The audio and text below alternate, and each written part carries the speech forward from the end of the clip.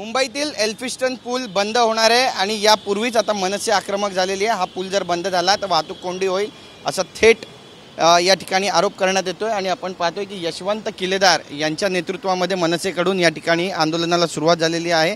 जाहीर निषेध केला जातोय। एल्फिस्टन ब्रिज तोडणार, डबल डेकर ब्रिजचा घाट घातला आहे, मात्र हॉस्पिटलची वाट जी आहे ती विकट होते आणि त्यासाठी याचा जाहीर निषेध केला जातोय। एल्फिस्टनच्या खाली जी ट्रॅफिक चौकी आहे त्या ठिकाणी सध्या वरिष्ठ अधिकाऱ्यांच्या भेटीसाठी मनसेचं शिष्टमंडळ दाखल झालेलं आहे आणि या शिष्टमंडळाकडून विचारणा केली जाते की जर पूल बंद झाला तर मग नागरिकांच्या पूर्वेकडून पश्चिमेकडे आणि पश्चिमेकडून पूर्वेला जाण्याची नेमकी व्यवस्था काय असणार आहे आणि त्यासोबतच नागरिकांना जो त्रास होणार आहे यासाठी जबाबदार कोण असेल। तर ही सगळी दृश्य आपण या ठिकाणी पाहतोय। मनसेचे जे कार्यकर्ते आहेत ते सध्या लोअर परेलमध्ये आक्रमक झालेले आहेत आणि स्वतः यशवंत किलेदार या ठिकाणी आहेत। तुम्ही या ठिकाणी पोहोचलेला आहात आणि हातामध्ये बॅनर्स पोस्टर्स सुद्धा आहे, एक निवेदन सुद्धा आहे।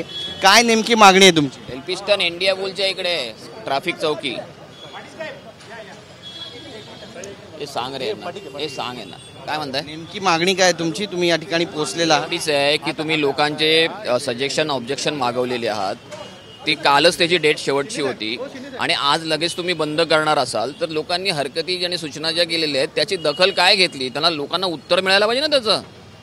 त्याचबरोबर त्या कॉर्नरच्या ज्या 2 बिल्डिंग आहेत त्या जोपर्यंत डिमॉलिश होत नाही तोपर्यंत ब्रिजचं काम सुरुवातच होऊ शकत नाही, नवीन ब्रिजचं काम। त्याचबरोबर टिळक ब्रिजचं रुंदीकरण चालू आहे, ते रुंदीकरणाचं काम अजून पूर्ण नाही आहे। मग एकंदर सगळा मेस आहे, तुम्ही एवढी घाई का करताय?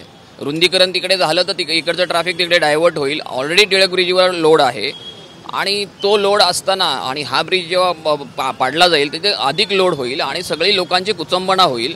इथे जवळचे हॉस्पिटल्स KM आणि ह्या सगळ्या हॉस्पिटलला जाताना हाच एकमेव ब्रिज आहे की त्यांना फिरून तिकडून टिळक ब्रिजवरून जायला लागेल आणि ते ट्रॅफिकमध्ये परत स्कूल बसचा प्रॉब्लेम असतो, सकाळी स्कूल वेळेत पोहोचू शकत नाहीत, अनेक अडचणी आहेत लोकांना। ह्या अडचणींचा विचार व्हायला पाहिजे, विकासाच्या विरोधात आम्ही नाही आहे। मागणी काय आहे? मागणी आमची हेच आहे की हे प्रोलॉंग करा, जोपर्यंत ह्या बाकीच्या गोष्टी सुरळीत होत नाहीत तोपर्यंत तुम्ही ब्रिज पाडू नका, हीच आमची मागणी आहे। आज शिवसेना उद्धव बाळासाहेब ठाकरे यांच्या पक्षाचे जे आमदार आहेत अजय चौधरी ते सुद्धा साखळी उपोषण करतात आणि हीच मागणी त्यांनी सुद्धा लावून धरलेली आहे। त्यामुळे प्रतिनिधी म्हणून त्यांनी फार उशीर केला आहे। खरं तर हे अगोदर उतरायला हवं होतं, सभागृहात हे विषय त्यांनी मांडायला हवे होते, लावून धरायला हवे होते। हे न करता आता उशिरा जाग आलेली आहे। खरं तर त्यांनी पण ठीक आहे, चांगलं आहे। श्रेयवादाची कुठेतरी लढाई सुरू झाली मनसे आणि शिवसेनेमध्ये। ते श्रेयवादाचा विषय नाही, ते जनतेच्या ज्या गरजा आहेत त्याचा विषय आहे। जनतेच्या गरजा सुटणं गरजेचं आहे आणि सगळे पक्ष मिळून जर त्या सोडवण्यासाठी एकत्र येत असतील तर चांगली आनंदाची गोष्ट आहे। त्याची भूमिका पुढे काय राहणार आहे? मनसेची भूमिका हीच आहे की लोकांना सुसह्य असं तुमचं नियोजन असायला पाहिजे। ते नियोजन दिसत नाही, ते जोपर्यंत होत नाही तोपर्यंत ब्रिज पाडू दिला जाणार नाही।